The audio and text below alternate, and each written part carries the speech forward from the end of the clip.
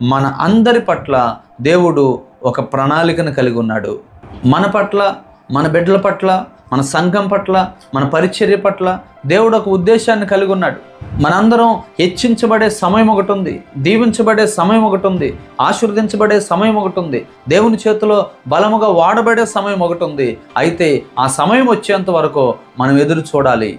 భక్ష్యకారుల అధిపతి వలె మనము తొందరపడి మనమేదో ఊహించుకొని, మనమేదో భావించుకొని, ఇదిగో అతని వలె నేను ఉండాలి, అతని వలె నేను వాడబడాలి, ఎదుటివారి వలె నేను హెచ్చించబడాలి, దీవించబడాలి అంటే కొంతమంది జీవితాల్లో అది జరగదు.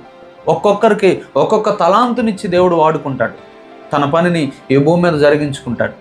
అందుకే పరిశుద్ధ బైబిల్ గ్రంథంలో ఒక అద్భుతమైన మాట పేతురు అంటాడు.